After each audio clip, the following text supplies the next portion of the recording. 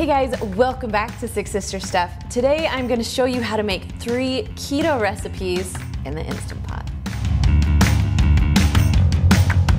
So my name is Kristen and I am sister number 2 from SixSistersStuff.com. Now I share a lot of Instant Pot recipes, so I took a little toll on the community tab to see what you guys would want.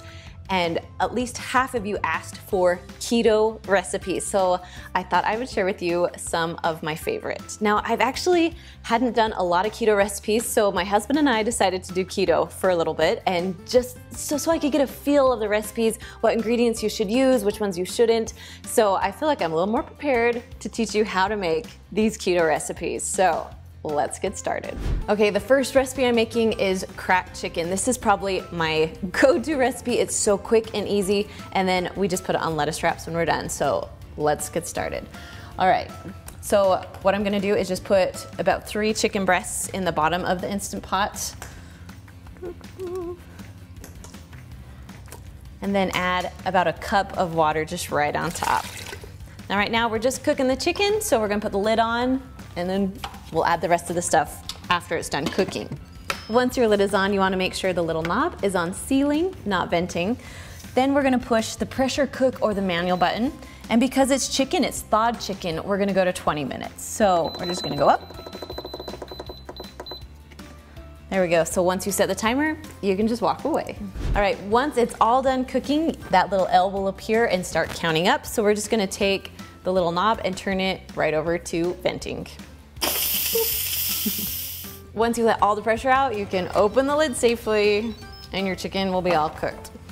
Okay, so you have 2 options. So you can drain your Instant Pot and then shred it in here, or I kind of like to shred it on the plate because it's a little bit easier to control. So I'm just gonna grab it. Now there's different ways you can shred. Lots of people like to put it in their KitchenAid mixer and just mix it all up. It shreds so easy. I usually have like bear claws, but I forgot to bring them today. So today we just get handy dandy forks. I'm just gonna shred this all up. Okay, so I shredded all the chicken. I actually took my pot and dumped out the liquid, and I'm gonna put my chicken right back into the pot. Now the chicken is still really hot. That's how we want it. And we're gonna put in 8 ounces of cream cheese. Now you can throw in the whole block like this, but I kind of like to break it up a little so it will melt a little faster.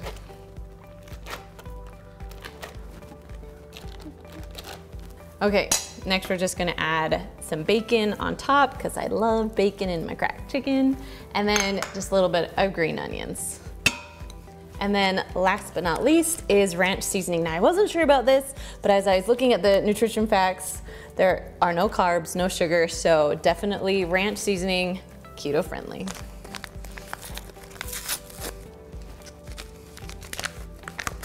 All right, we'll just dump that in too. So now we're just gonna stir it all up until all the cream cheese and everything is well combined. Now, I haven't touched anything on my Instant Pot yet. It still is at the L, so that means it's still gonna be in the keep warm mode. That's the way you want it, so your cream cheese will melt a little bit better. All right, so once everything is mixed and well combined, it looks awesome, and it smells good too. Okay, so to be keto friendly, I'm gonna put it on some little lettuce wraps.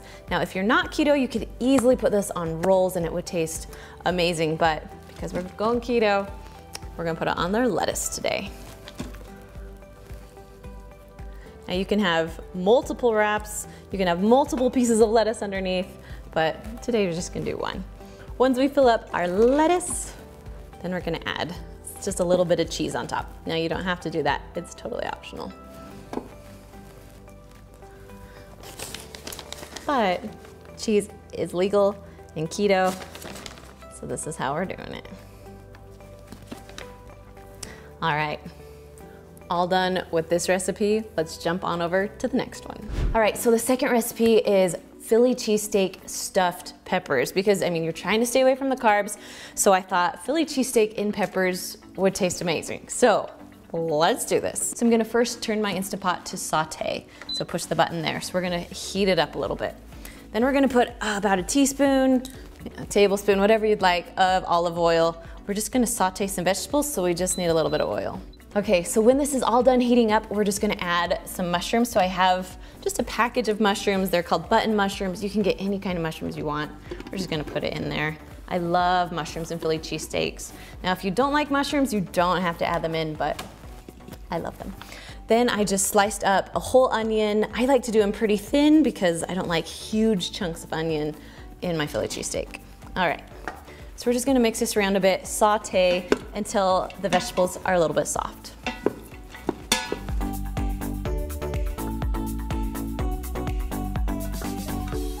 Okay, so these have been going for a few minutes. I'm just gonna add a little bit of salt and pepper in here.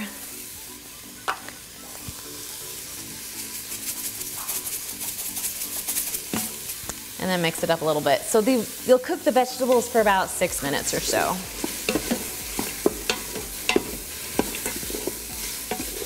Okay, so once your vegetables are done, we're just gonna dump them out just right onto a plate right here. Sorry, let me turn it this way.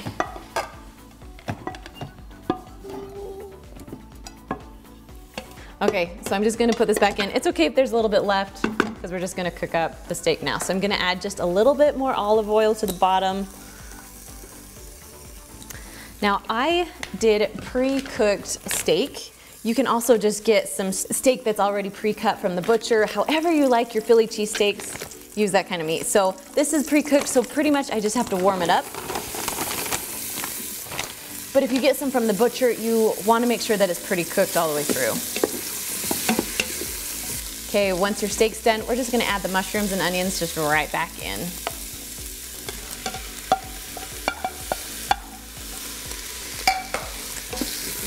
And then just mix together for a little bit.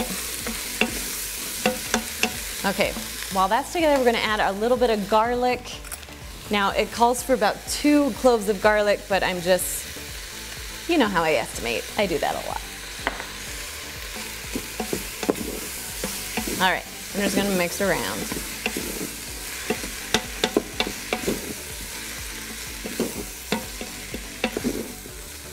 All right, we'll let that heat for just about a minute or so, and then we're gonna get to cooking our peppers. Okay, so once it's all done, we're gonna just put it back on the plate, and I'll show you why in just a minute.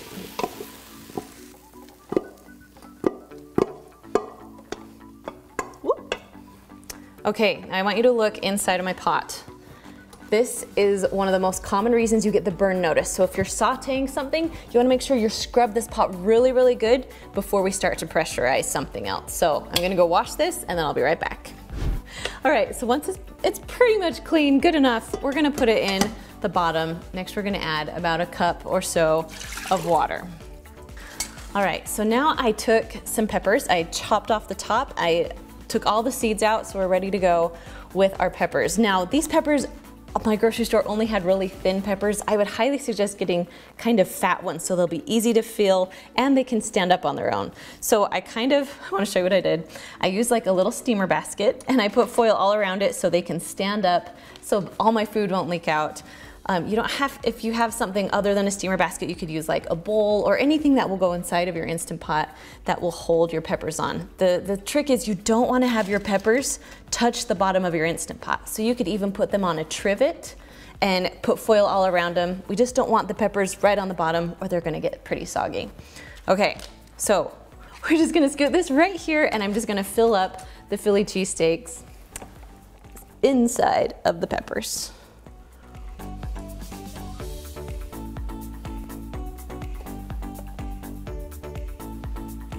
Okay, once the peppers are all full, you'll notice that I still have a little bit of steak and mushroom left. Now this will feed about 6 people.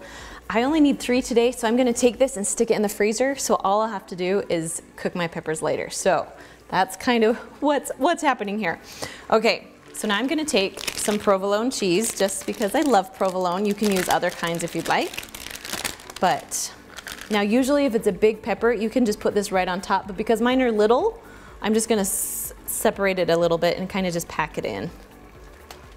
We just kind of want our cheese topping. Also, you can also put a cheese layer in your pepper before you throw your peppers on, but I didn't today. All right, almost done here. All right, so right now my Instant Pot is still on saute. We don't want saute anymore, so we're gonna push cancel. Cancel. All right, and I'm just going to lower down my peppers into my pot. Okay, I'm gonna put the lid on. Make sure that little knob is turned to sealing, not venting. We're gonna push pressure cook, and then we're going just to 5 minutes. That's how long it takes for the peppers to cook. So once you set the timer, you can just walk away. Once the timer's all done, you're gonna turn the little knob to venting to let all of the steam out. And then once all of the pressure and steam's out, you can lift your lid up. Now these look amazing. Yes.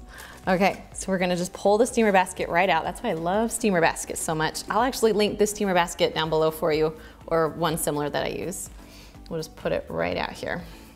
Okay, so they're gonna be a little bit hot. I'm just gonna pull them out with some tongs, just so you guys can see how good they are. Just gonna put them in a bowl so they can stand up, so they won't tip on me. Nice. All right, if you guys can see that, this is one of my most favorite things that we've made since being on keto. So, all right, we're all done with this recipe. Now we're gonna jump on over to the next one. So the last recipe today is butter chicken, and this one is my favorite. So let's get started. So I'm first gonna push the saute button. We're gonna start heating up the pot. Then I'm gonna take about a tablespoon of olive oil, just drizzle it on the bottom. We gotta start cooking up some vegetables. So we're gonna add in 1 onion, just minced small. So while the onion's in there, we're just gonna add about, I don't know, a teaspoon or so, maybe 2 teaspoons of garlic. And then we got 4 tablespoons of butter that I'm just gonna throw in there. There we go. And then we're gonna mix this all together. So we're just gonna mix this around for about 5 minutes or so until the onions, get that lovely fragrant smell and are cooked a little bit. Okay, so once your onions are cooked pretty good, we're gonna go ahead and add about 2 pounds of chicken breast. Now I cut these up into bite-sized pieces. They're gonna cook a lot faster that way. And I really like the chicken when it's cut instead of when it's, you put the whole thing in and then you have to shred it. For this recipe, I like them in chunks. All right, so we're gonna mix this around a little bit, get that chicken all heated up. Okay, so while that's sitting there, we're gonna go ahead and add 1 can of Hunt's tomato sauce. Okay, so if you look at the nutrition facts, there's only 4 carbs for about 1/4 of a cup, and that's all you're eating. So it really doesn't have a ton of carbs in it, so that's why we're keeping it keto friendly. All right, we're just gonna add that whole thing in. Now while this is going, we're just gonna add 2 tablespoons of tomato paste. And then we're just gonna mix this up a little bit. So next we have something called red curry paste, and this stuff makes your dish absolutely delicious. So we're gonna put 2 tablespoons of this in there. And I am just eyeballing a little because this is my teaspoon, but it's kind of a small opening there. Nice. Okay, mix that around. So next we're gonna do 2 teaspoons of marsala, I don't know. However you think you pronounce this, put down in the comments for me because I'm struggling. All right, this is good stuff though. However you pronounce it, or wherever you're from, how you pronounce it, it's good. So we're gonna do 2 teaspoons of that. Then we're gonna add 1.5 teaspoons of ginger.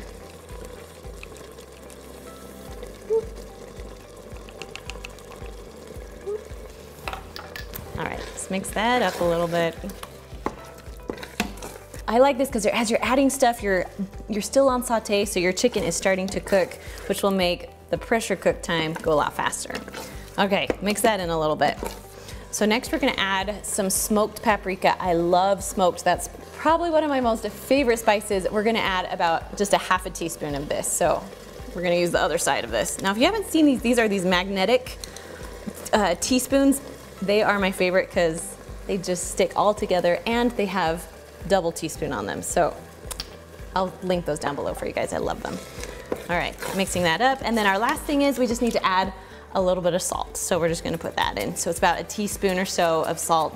I like to eyeball my salt. And if you need more after, you can go ahead and add more after.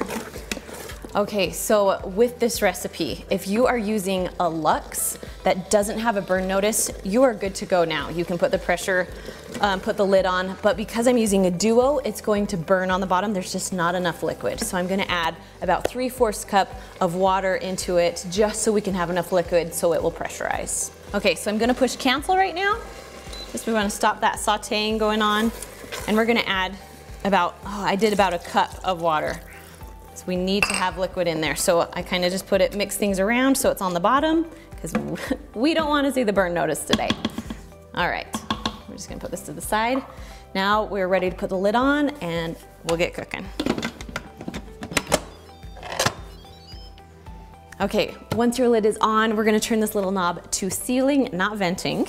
Then we're gonna put the pressure cook button and go up to 7 minutes. Now once you set the timer, you can go ahead and just walk away. All right, so our butter chicken is all done. So it's been releasing on its own for about 5 minutes. That's exactly where we want it. So now we're just gonna turn the little knob to venting.